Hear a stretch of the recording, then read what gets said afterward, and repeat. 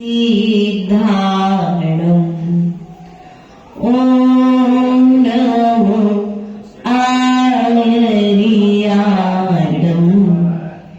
ॐ नमो गुवझायाणम् ॐ नमो लोये सर्वसागुणम्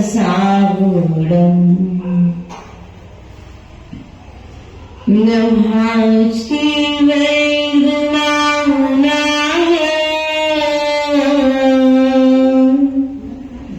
नेदोत्कैलात्मने सालोकानां त्रिलोकानां यदि विद्यादर्पणायते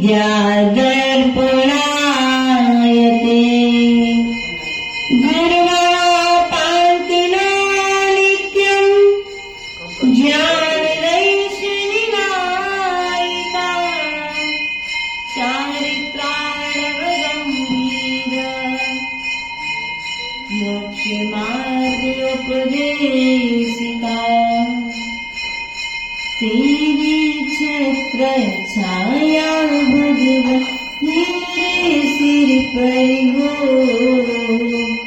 मेरा अंतिम मरण समाधि तेरे दर पर हो अशुभ न सोचूं अशुभ न चाहूं अशुभ नहीं देखूं अशुभ सुनूंगा अशुभ कहूंगा अशुभ नहीं लेखूं शुभ चर्या हो शुभ क्रिया हो शुद्ध भाव भरि दो मेरा अंतिम मरण समाधि तेरे दर पर हो। बोले अनंतानंद सिद्ध परमेश्वरी भगवान की, देवादिदेव मूलाय पार्षद भगवान की, शासनायक महावीरा स्वामी की, आचार्य भगवंत कुंद कुंद स्वामी की, आचार्य भगवंत विराट सागर जी महाराज की, आचार्य गुरुवर शुद्ध सागर जी महाराज की, आचार्य भगवंत विभव सागर जी महाराज की, द्वादशांग जिनवाणी माता की,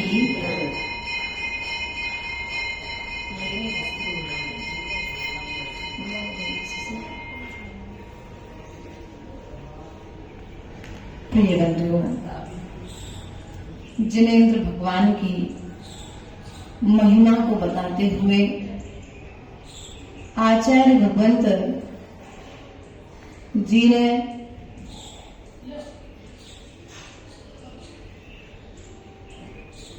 इस पुण्य आश्रम कथा कोर्स के माध्यम से सम्यक दर्शन, सम्यक ज्ञान और सम्यक चारित्र से रहित जीव मात्र अनुमोदना के फल से स्वर्ग आदि के सुखों को प्राप्त कर सकता है। समझ में आई कुछ बात? ना भी सम्यक दर्शन है, ना सम्यक ज्ञान है और ना ही सम्यक चारित्र है। इन तीनों से रहित मनुष्य पूजा की अनुमोदना से उत्पन्न हुए पुण्य के प्रभाव से, किससे? पूजा की अनुमोदना। भैया हमको विधान करना है मंदिर में। अच्छा भैया आप कर रहे विधान, करो करो, हमारी अनुमोदना है। कहीं कोई सहयोग की जरूरत पड़े तो बता देना हमको, हम भी आपके साथ में हैं। अब किसी ने पूजन करने का अच्छा भाव किया, पूजन करने की अनुमोदना अन्य लोगों ने कर दी, तो जो पूजा कर रहा है वो तो स्वर्ग जाएगा ही जाएगा, लेकिन जो जीव अनुमोदना कर रहे हैं, क्या कर रहे हैं? अनुमोदना कर रहे हैं, वे जीव भी अनुमोदना के फल से स्वर्ग आदि के सुखों को प्राप्त कर सकती है। अनुमोदना में भी हमें विचार करना पड़ेगा। हम हर चीज की अनुमोदना कर देते हैं,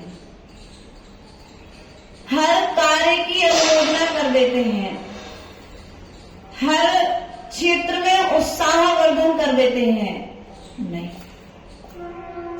पहले देख लो कि जिस व्यक्ति का, जिस विषय का, जिस वस्तु की आप अनुमोदना करने जा रहे हैं, उससे आपकी कर्म की निर्जरा कितनी होने वाली है। यदि कर्म की निर्जरा होने वाली है तो अनुमोदना करो, और कर्म का बंध यदि होने वाला है तो कर्म उसकी अनुमोदना भी।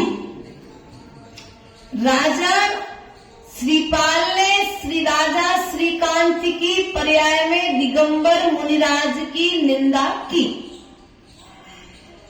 उस राजा ने उन्हें अपशब्द कहे, अपशब्दों के साथ साथ मुनिराज को समुद्र में भी फेंक दिया। तो जैसे ही इसने मुनिराज के साथ गलत व्यवहार किया तो 700 सैनिकों ने उसकी अनुमोदना, 700 सैनिकों ने राजा के किए हुए गलत कृत्य की अनुमोदना कर दी। सो राजा को भी कुष्ठ रोग हुआ और साथ में उसके सेना के लिए भी, साथियों के लिए भी कुष्ठ रोग, गलत कुष्ठ रोग। इसलिए प्रिय बंधु, हम अनुमोदना से बचें। पुण्य की अनुमोदना तो करें, लेकिन अनुमोदना के फल से हम कहीं नरक और निगोज की यात्रा तय न कर लें। कहीं कोई यदि मुनिराज की निंदा कर रहा है तो समझ लेना कि उस जीव की भी गति राजा श्रीकांत की तरह होने वाली है। जैसे जैसे फलों को मुनि निंदा के प्रभाव से ग्रंथों में कहानी आई है, अन्य अन्य जीवों ने भोगा है, वैसे वैसे अशुभ फलों को हमें भी भोगना। आज पुण्य का उदय है सो कोई कुछ नहीं कहेगा। तुम्हारा पड़ोसी तुम्हारे प्रति बेईमान हो सकता है, लेकिन तुम्हारा कर्म तुम्हारे प्रति बेईमान नहीं होगा। कर्म तो एक ही किए हुए कृत्य का बराबर से उदय में आकर के फल दे करके जाएगा। इसलिए आचार्य भगवंत कहते हैं एक कहानी के माध्यम से कि वह 2 माली की पुत्रियां जो वन में रोज जाया करती थी, और जब वे वन में जाती थी तो वन में जाकर के वे रोज कुछ पुष्पों को चुन करके लाया करती थी, और पुष्पों को चुन करके ला करके मंदिर की देहरी पर, देहरी जानते, उस देहरी पर भगवान के चरणों में समर्पित करके अपने घर को प्रस्थान कर जाया करती थी। ऐसा क्रम उनके जीवन में प्रातःकालीन बेला होते ही रोज चला करता था।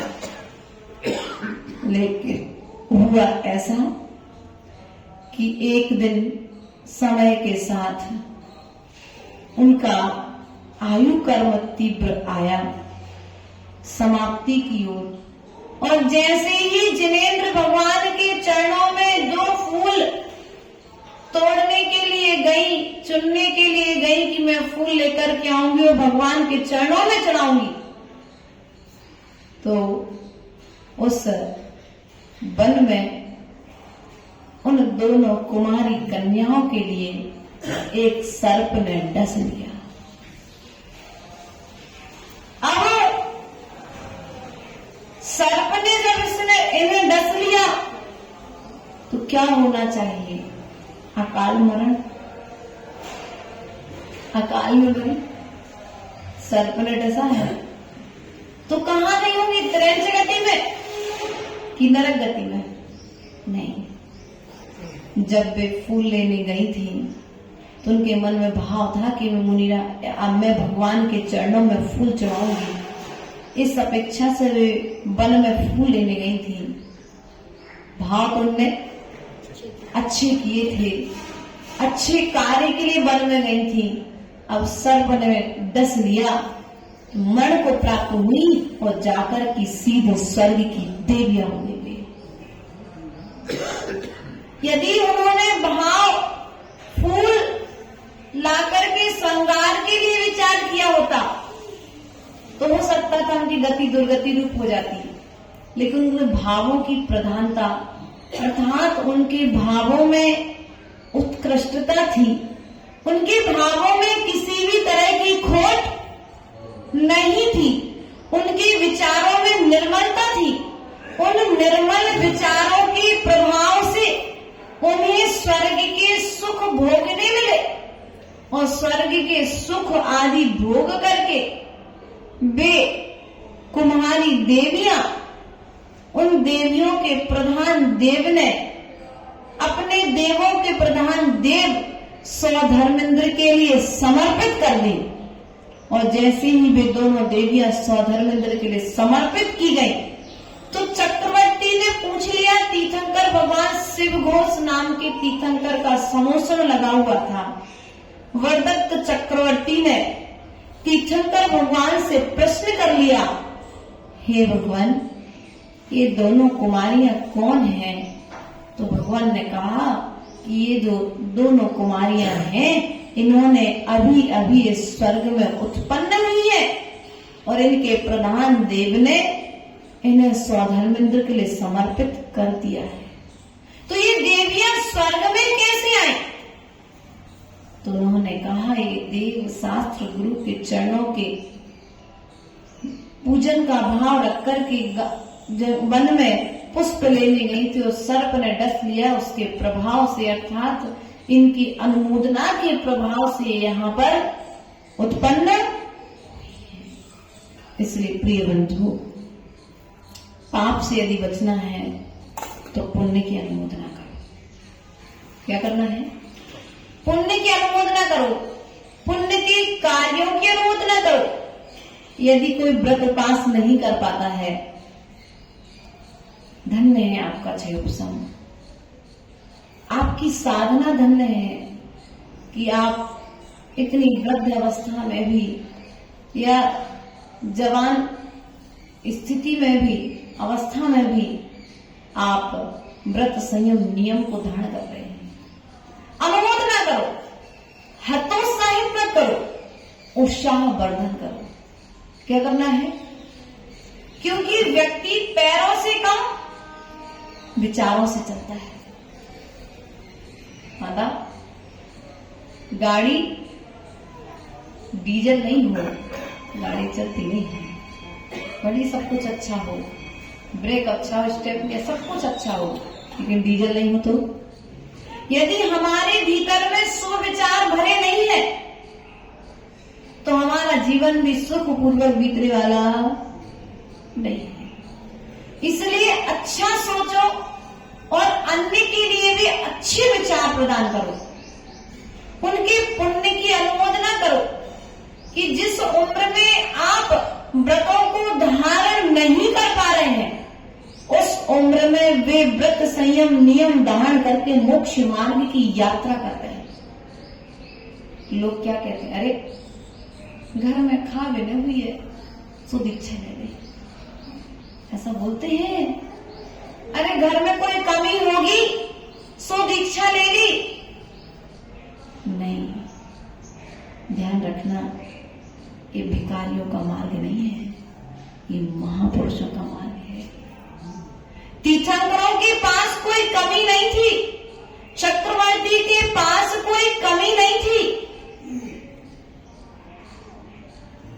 आदि आदि जीवों के उदाहरण आते हैं। सतियों के पास कोई कमी नहीं थी, लेकिन फिर भी उन सतियों ने आर्य का दीक्षा दी। पूज्य पूज्य पुरुषों की वंदना करने से आती है, उनके व्रतों की अनुमोदना करने से आती है।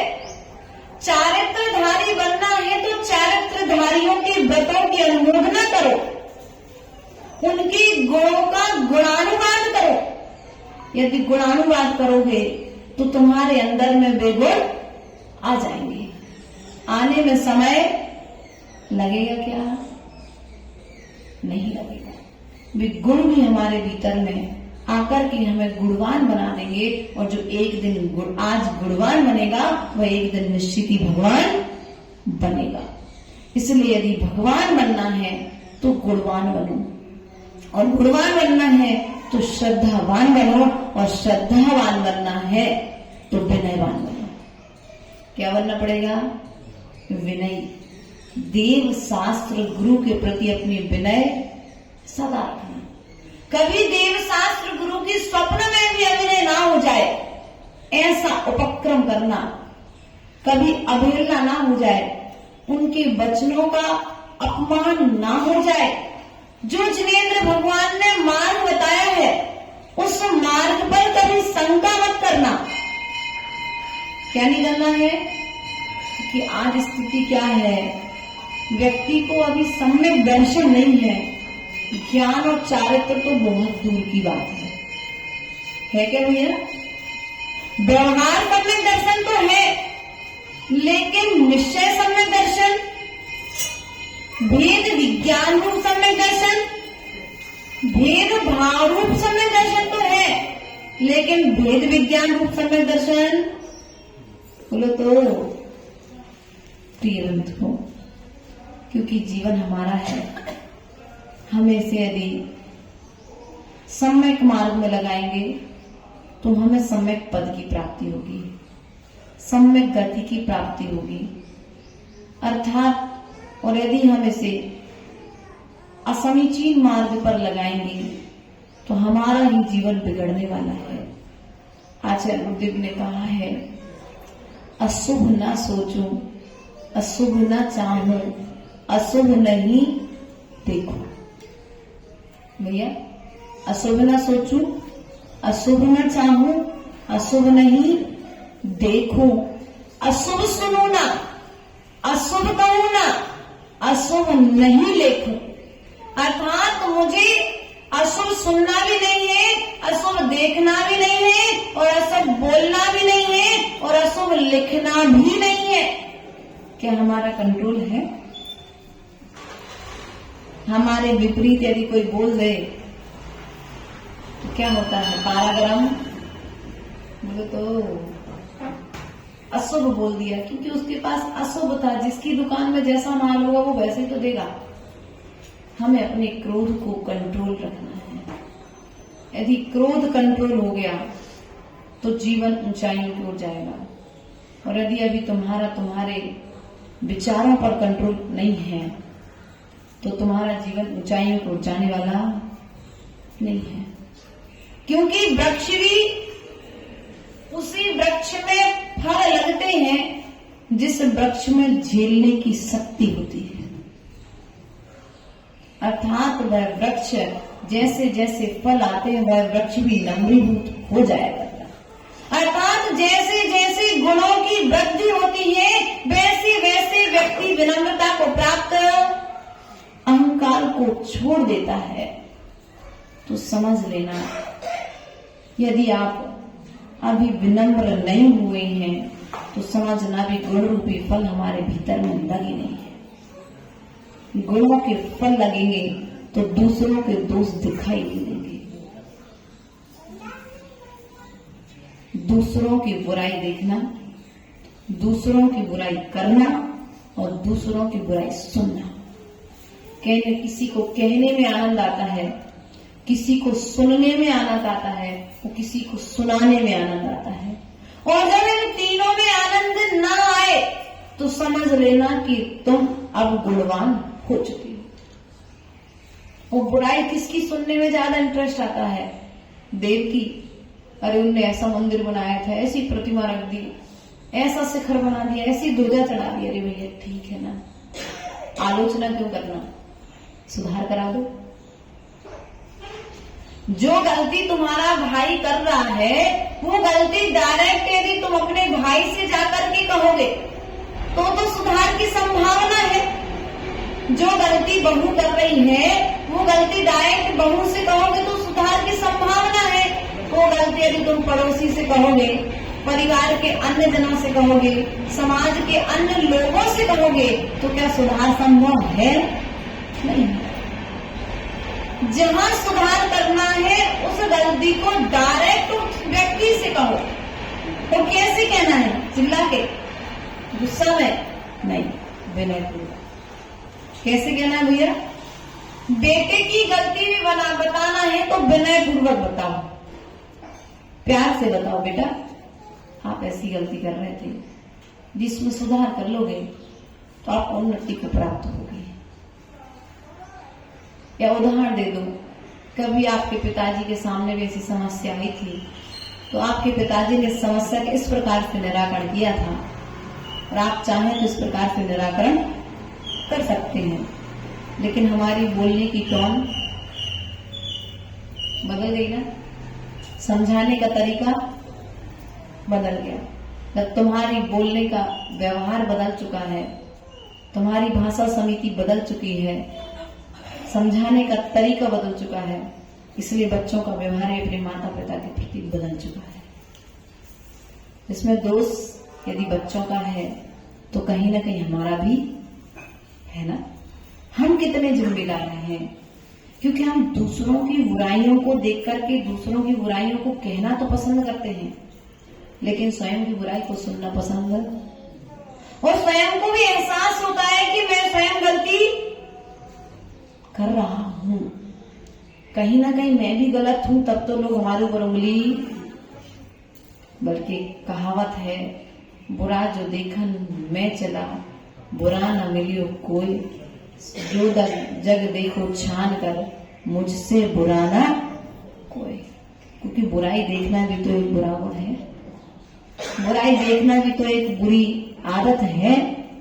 इसलिए प्रिय बंधु, अपने भीतर में जो विराजमान है बुरी आदतें, बुरे गुण, दूसरों पर दोषारोपण करने की जो आदतें हैं, पुण्य अच्छी कार्यों में भी अनुमोदना नहीं करना, ये जो हमारे अंदर दुर्गुण विराजमान है, उन दुर्गुणों से बचना है। तो गुण देखोगे तो गुणवान बनोगे, और गुणवान ही विनयवान बनता है, और विनयवान ही एक दिन भगवान बनता है। इन्हीं भावनाओं के साथ बोलो प्यार को जय आचार्य गुरुदेव स्वामी विभम सागर जी महाराज जी की, परम पूजनीय आर्कम 105 सिद्ध श्री माता जी की